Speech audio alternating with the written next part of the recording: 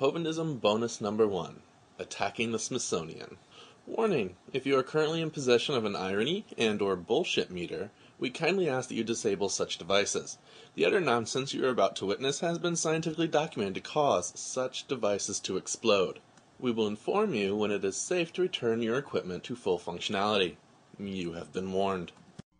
Advanced stone tools were found in a gold mine in California. They're digging in the middle of this mountain, digging a shaft back into a gravel pit under layers of lava supposed to be 55 million years old, and they find human tools in there.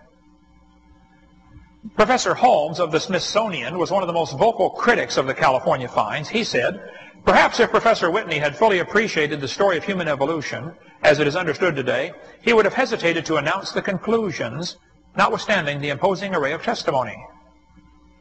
Is he saying he shouldn't have announced this finding because it goes against the theory? Mr. Hovind is describing the Calaveras skull. This was actually a challenge to piece together since he so horribly butchered the narrative. On February 25, 1866, miners found a human skull 39 meters below the surface of the earth. The skull made its way into the hands of Dr. Josiah Whitney, then serving as the state geologist of California as well as a professor of geology. No tools were found. It's a skull. There's a difference between the two. Dr. Whitney was known for his fringe hypothesis that humans, mastodons, and elephants coexisted in California during the Pliocene, which is from 5.3 to 1.8 million years ago. He published this hypothesis a year before being given the skull without any supporting evidence whatsoever. Dr. Whitney then claimed the skull to be definitive proof of his hypothesis. This claim was immediately challenged. Is that what he's saying? Dr. N.H. Holmes actually stated that the site showed clear signs of intrusive material. Upon interviewing the miners, he encountered conflicting testimony regarding the find. Given this evidence, Holmes cautioned that the find was a fabrication. His conclusion was justified when several miners admitted to placing the skull from an Indian burial in the mine as a prank on other miners. That's exactly what he's saying. And folks, I'm telling you, there are people that are so dedicated to that stupid evolution theory that they will block out from their mind and from print, if they can, anything that goes against it. They defend the theory with religious fervor. Mr. Hovind's version of the account is derived from Michael Cremo's claims.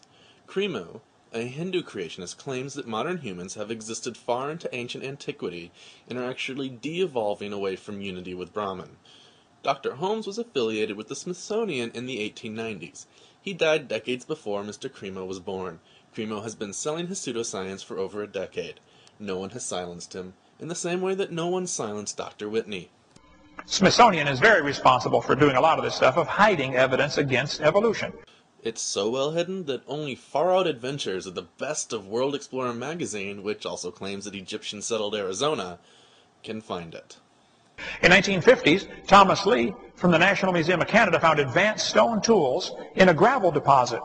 The problem was the gravel deposit had been dated at 65 to 125,000 years old, which is way too old for humans to be in Canada.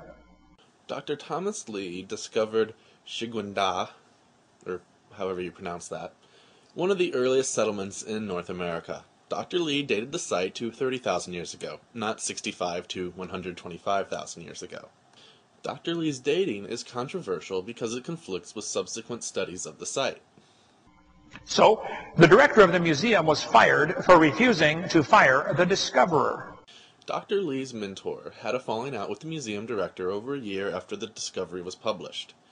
When his mentor left the museum, Dr. Lee resigned out of loyalty. This is a common practice in academia. Tons of artifacts disappeared into storage bins. The discovery had to be killed. It would have forced the rewriting of almost every book in the business. Actually, numerous museums throughout Canada have Shigwindan, or however you say that, exhibits, which is the poorest way to conduct a cover-up ever. The real controversy surrounding the site is whether it is a pre-Clovis or Paleo-Indian settlement. If it's pre-Clovis, it's the earliest human settlement in North America.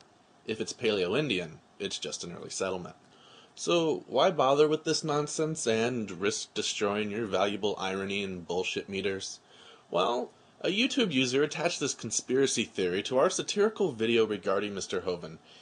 Apparently he chose that instead of our critical analysis videos, which detailed the errors in Mr. Hovind's claims, including this one. What follows is Mr. Hovind's original conclusion to this side topic, as well as the YouTube user's chosen ending. We can't have you find something that goes against our theory because all of the books we've printed talk about how wonderful the theory is, and now you're going to make us rewrite all these books, so you're fired.